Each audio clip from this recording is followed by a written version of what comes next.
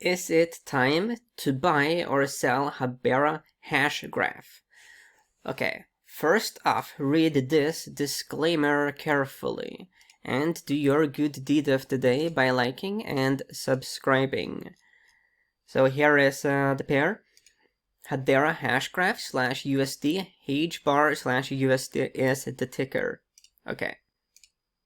So here is the website. Hello Future, ensuring decentralized governance at scale. So it's owned and governed by the world's leading organizations. So you have LG, you got Google, you got a bunch of well-known names here. Boeing. So Hedera is the most trusted, most used enterprise-grade public network for you to make your digital world exactly as it should be yours. HBAR is the native energy-efficient cryptocurrency of Hedera that powers the decentralized economy. Whether you are a startup or enterprise, a creator or consumer, Hedera goes beyond the blockchain for developers to create the next era of fast, fair, and secure transactions. Yeah, so here you can see, a comparison against Bitcoin and Ethereum, transactions per second, average fee, transaction confirmation, energy use per transaction. I mean, these are very impressive numbers. Assuming, of course, that, they are perfectly accurate. Because I do see some asterisks here as an example. Yeah, okay. So let's jump into the charts. So, this is, the big picture, weekly data points. Okay. So let's look at, I do think that we have some kind of time cycles here. They have changed a bit over time. So what I struggle a bit with here is that, the price action here seems a bit similar. So here you have this very clean rally. Here you have a clean rally, and there's a tendency that after these clean rallies, you have a messy period, which tends to be followed by some pullback. That's been the trend so far. But we have to explore further, of course. Here are the daily data points. We do have some key support levels, so the purple 20-day moving average and also the green 50-day moving average. So the green 50-day was like very clear support here, buy, very nice level to enter bullish positions. But here you do see that the 50-day has turned negative. So we have sort of lost that very key support level. It's a bit messy. You do also see here that there are some small time cycles, it seems, here on the daily data points. Yeah, but let's explore further. I mean, we do not have much data at all. So here we did have a bearish cross on the MACD, and then we did get, that bear market essentially. We are very close to getting that bearish cross here. So that's a risk. When we go to the daily data points here, if we do some comparison. So the situation we got here with the MACD, we got clear deterioration before we had a major sell-off in the actual price.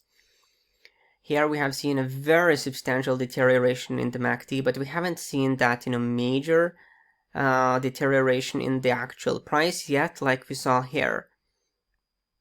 So in this instance, deterioration in the MACD was a forewarning. Yeah, so there are issues here. There just are. Let's explore a bit further. Let's look at correlations. So you do have long-term correlations. Simply, we don't have it. We don't have enough data.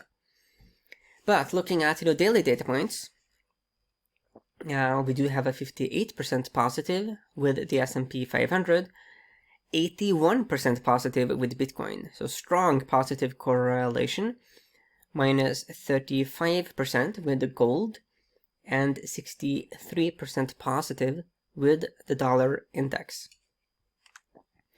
Looking at the seasonality over the last 2 years, November on average actually produces a loss.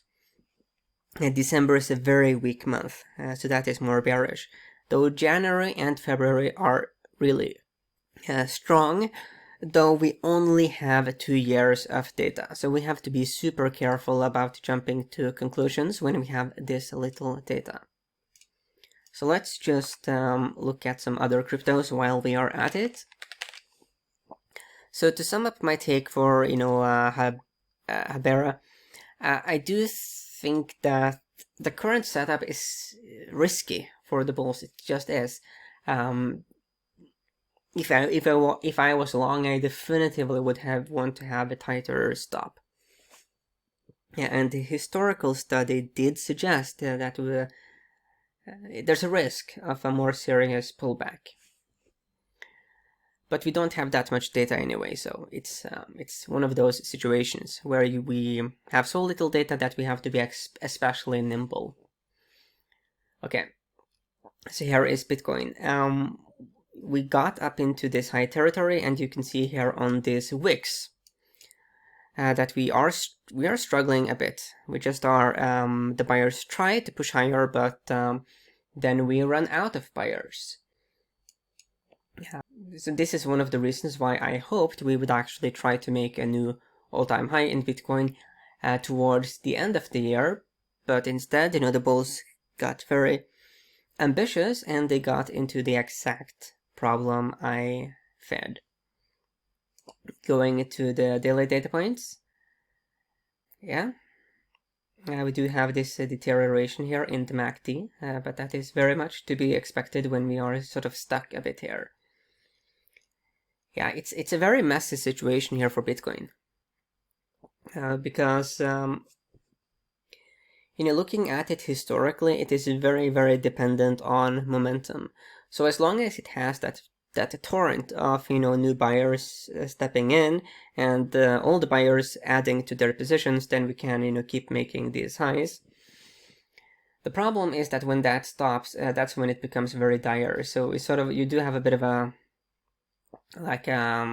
showdown between the bulls and the bears at these high levels. The bulls would, however, be in a much stronger position if we waited, if we didn't, stress, because if we just creeped up towards these highs over a longer period, then it would be much easier to make a clean new all-time high and to use the previous highs as support.